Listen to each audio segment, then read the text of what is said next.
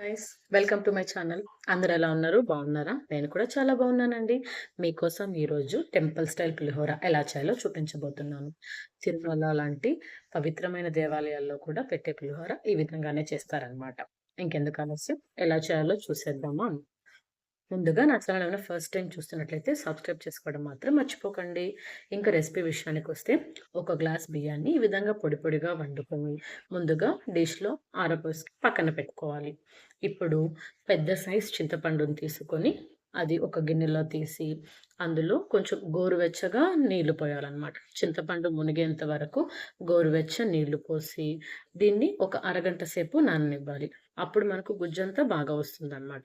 ఇప్పుడు stove on చేసి బాండలి పెట్టి అందులో ఒక స్పూన్ మెంతులు, ఒక స్పూన్ మిరియాలు, అలాగే ఒక స్పూన్ జీలకర్ర వేసి దీన్ని సిమ్‌లోనే డ్రై రోస్ట్ చేయాలి.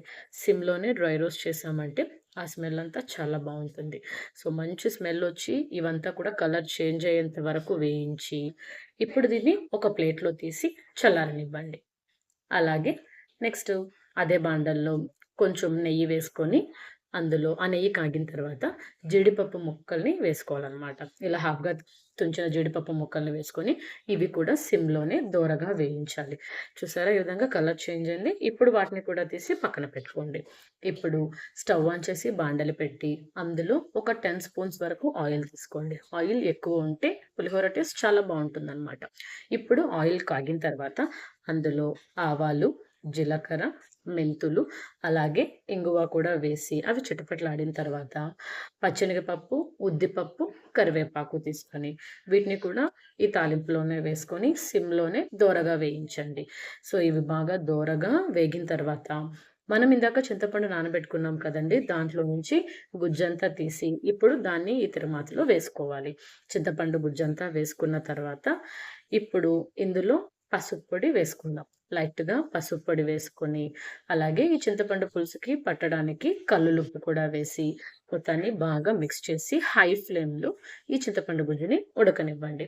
ఇది ఉడికేలోగా మనం ఇందాక వేయించుకున్నాం కదా! మెంతులు, మిరియాలు, అలాగే జీలకర్ర దీన్ని ఈ విధంగా రోట్లో ఈ విధంగా మెత్తగా పొడి చేసుకొని దాన్ని ఒక ప్లేట్‌లో తీసి, ఈ విధంగా చింతపండు జ్యూస్ కొంచెం చిక్కబడిన తర్వాత, అందులో ఈ పొడి కూడా వేసి, బాగా మిక్స్ చేయండి. ఇప్పుడు మనం పొడి వేసిన తర్వాత కొంచెం చిక్కబడుతూ ఉంటుందనమాట. ఈ టైంలో సిమ్‌లో పెట్టేసి, ఇంకొక 15 నిమిషాల సేపు బాగా కాగనివ్వండి. ఒక 15 నిమిషాల తర్వాత చూసారు కదా! ఆయిల్ అంతా బాగా సెపరేట్ అయిపోయి, ఈ గుజ్జు చాలా చిక్కబడింది. ఇప్పుడు దీన్ని మనం ఆరబెట్టుకున్నాం కదా అన్నము, అందులో వేసుకోవాలి. అందులో ఈ గుజ్జంతా వేసేసుకున్న తర్వాత లైట్‌గా సాల్ట్ వేసుకోండి. ఎందుకంటే ఆల్రెడీ మనం గుజ్జులో వేసుకున్నాం కాబట్టి లైట్‌గా సాల్ట్ వేసుకొని, అలాగే మనం ఇందాక నెయ్యిలో వేయించాం కదండీ జీడిపప్పు ముక్కలు, అవి కూడా వేసేసి మొత్తాన్ని బాగా కలుపుకోవాలనమాట. సో, ప్రతి అన్నం మెతుకి ఈ గుజ్జు కలిపేలాగా మిక్స్ చేయాలి.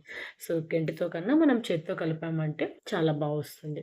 మొత్తం అంతా అన్నానికంతా బాగా మిక్స్ అవుతుందనమాట. ఈ విధంగా చేత్తో బాగా కలిపేసి ఒక అరగంట పక్కన పెట్టేసి, ఆ తర్వాత సర్వ్ చేసుకొని తిన్నామంటే టేస్టీ టేస్టీ టెంపుల్ స్టైల్ పులిహోర రెడీ. ఈ వీడియో మీకు నచ్చినట్లయితే లైక్ చేయండి. అలాగే ఈ రెసిపీ ఎలా ఉందో కామెంట్ చేయండి. Thank you.